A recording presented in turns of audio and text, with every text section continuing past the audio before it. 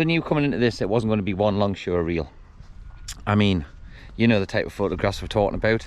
The open back doors with the sunsets, the cups of coffee in the van. Some things we got right, some things we got wrong.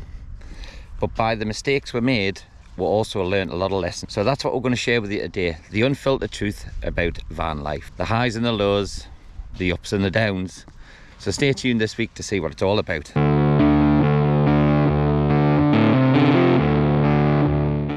So you ever wonder what it's like to live full time in a van? This is our 3-month anniversary. So this week, I'm going to give you our 3-month review of what it's like living in a van. That's the highs, the lows, what would change and what we wouldn't change, what we got right and what we got wrong. So join us this week while we get into that. So for the past 90 days, this old girl has been our everything, from our kitchen to our bedroom, from office to our adventure mobile. She's absolutely everything, and we've got to take care of that. Being mechanically minded really comes in a treat. Liz is really starting to pick things up now. Doing jobs on the road isn't too bad nowadays. Recently, as you've seen, the realism is we've had the exhaust off in a pub car park to fix a seized knock sensor. We've had the EGR valve off in a woodland car park to fix running issues. Definitely pays to be mechanically minded when it comes to being a nomad. We did make quite a few modifications to make this possible before we left. A lot of them was updating the electricals, basically giving us a bigger solar power and bigger storage. Storage, by the way, of lithium batteries. What we carry is, we carry two 200 amp hour batteries, so that's 400 amp hours of batteries, 300 watts of solar on the roof. We'll have a DC to DC charger in the back, so it gets charged while we're running as well. And we'll also, if we're on campsites, we'll have an AC to DC charger on hookup. Not that we really need it because the batteries do a lot of charging, but when it comes to winter months and we're stationary for a while, it comes in handy just to be on a campsite and just recharge. Use a few of the electrical items we have inside that we don't really get a chance to use on the road, like our George Foreman. But that's all part of the luxury of using a campsite. For us anyway, it's a luxury and we don't really use them that much. One of the big upgrades that we did was actually a simple one. It was the tyres, upgrading to the BF Goodriches. The other big thing as well, if you caught it, was a composting toilet. So I'll leave a link to the video the way we put the composting toilet in. But for off-grid living, it's a definite must. It just takes away that need for an Elson point every few days. So we'll get down to our water system as well. We don't carry a lot of water, we only carry 30 litres, but we'll carry them in separate jerry cans, because we do run a HEPA filter system, so we don't have to be so fussy about where we get our water from. In all honesty, it wasn't how small the van felt after a month, it's how quickly the whole dream can unravel if you're not mentally and physically prepared for this life. We came into this thinking we had it all figured out, but we did make some mistakes at the start. But making them mistakes, we did learn a lot from them, that's for sure. I think one of the biggest things you've got to remember is that this isn't a holiday, this is your life now. The whole running around from place to place every day just isn't feasible anymore. So we slowed our pace down and started to do things slower. So I think that's one of the big secrets that we discovered and that we've made a change to drastically, is the way we travel. So now if we go somewhere, it's not just to pop in and we'll find somewhere where we can stay for a few days and then we'll just hunker down. Sometimes not ideal, but you've just got to go with the flow, I think, and take the blows as they happen. And it's not like this every day neither. It's not always like this either. Then there's other times it's just like this. But the big bonus is the freedom. The freedom's amazing. I mean, we both like to spend a lot of time outside, especially we're having lucky. So you get to choose where you want to stay, where you want to be, and basically take your time doing it. Explore at your own speed, which is that's what it's all about, this life. About slowing down the rat race, getting out of it and slowing down.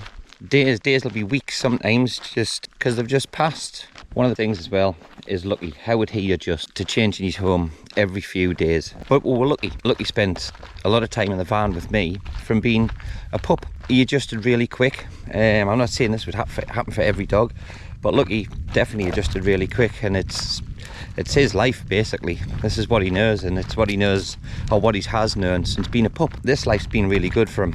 He's in his senior years now.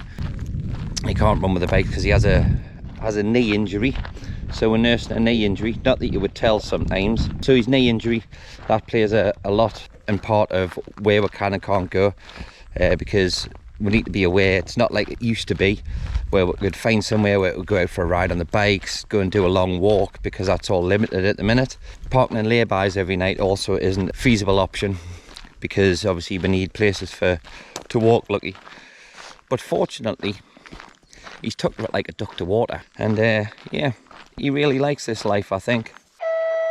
And today we see the lesser spotted Liz in her habitat.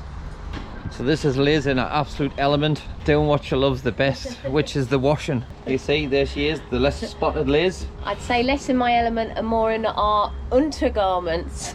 Sorry. The dad jokes again, the dad jokes. But yeah, so one of the boring things that needs to get done while you're on the road is washing. So we've spoken about these in videos before, but these are the Wash Me. They used to be Revolution. They either have all changed or they're changing over. But there's an app, we'll put up a link for the app. This is it. It's all super easy. There's been a few times when I've had to explain it to people, which for me trying to explain anything is a wonder in itself, but I've managed to do it. So if I can do it, you guys definitely can. But it's touchscreen, it's all on there, paid by card, and it tells you exactly what to do. Couldn't be easier. They must have been desperate. So to make sure you don't miss out on any of our upcoming videos, why not go ahead and hit that old subscribe button now? And if you're feeling really sassy, switch on your notifications to catch it soon as it comes out. So let's talk about the elephant in the room, money and your budget. So what it's like living on a budget and how we've coped. Basically, things that we've had to do. So Liz downloaded every single supermarket loyalty app there was out there. I'd like to interject and say that a lot of the times, yes, it is only a couple of quid. However, the best one that we use, and my favourite by absolute far, is Tesco loyalty card. We've genuinely saved around £10 per shop sometimes, depending on what it is that we're buying, depending on what the offers are, but you really can save a lot of money. So if you haven't got them, absolutely look into them. You can download them onto your phone if you're technologically minded. If not, you can also get physical cards. A lot of the time you can either find the information online with the supermarket, or when you go to the till they'll have like a little stack of the store card leaflets and things, so you can find out about it that way. Or if you're like me and you like people, just ask someone that works at the store. So the one big thing with your budget that you need is another budget within a budget, and that's for your van. Any maintenance that springs up that needs doing. Them tyres aren't going to last forever. And that has been one of the biggest expenses since moving into the van. It was an unexpected one, was the amount of repairs, fixes. We needed to buy a new battery for the van, all these unexpected things you perhaps know are gonna happen at some time, but you definitely don't expect it within the first 3 months of van life. But it's the same with living in a house. It's no different. You know, these things crop up. They need to be attended to. Some of them are more urgent than others, but as we're saying, having a bit of money set aside for those things, as has been proven with us, is a huge benefit. So we can't recommend that enough, for sure. So yeah, with a van budget, you've got to remember, so you're wearing parts out more now because you're traveling more. You're using things a hell of a lot more, and your van's getting a hell of a lot more wear and tear. Where you'd be opening the drawers every holiday that you would take, you're now opening them every day, 10 times a day. Your cupboard doors are opening 10 times more than what they were. So you do have parts wear out. So we do keep a stash of spares now, which is something we did do anyway, but it's emphasised even more doing this. So I have spare fan belts, you know, I have spare parts, a few spare parts for the van. We'll have spare parts for the interior, like locks for the doors, in case we do have any wears and tear. And it's another thing when we pass hardware stores that we do actually buy maybe one spare lock for the cupboard door every time we go, something like that, just to keep the spares up. And as you know, I do like me tape. For saying specialised tape, we do buy that. And the next one is, how do me and Liz get on living in a little space? So as lots of you will know, we've had this van for about 5 years. We did a lot of part-time van living in it before we moved into it full-time, so we were well aware of the space and how we worked in it, how we moved in it. It may sound silly, but all these things are very important.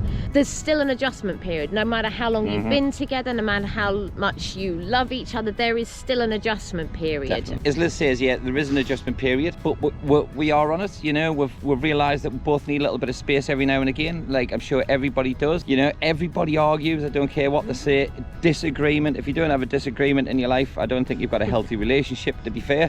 You just need to manage it differently in a van, because in the house it would be you know, I don't know, one of us would go upstairs, or we'd go to a different room, or we'd go out for a walk. Now, we can still do the going out for a walk. It kind of depends what the weather's doing, but, you know, essentially we can do that regardless of what the weather is.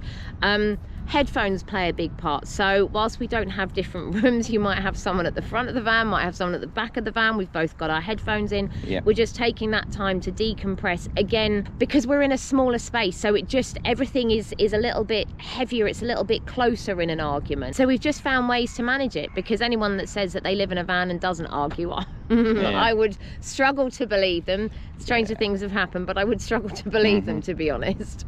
I mean, you've got two neurodivergent people sharing a really small space.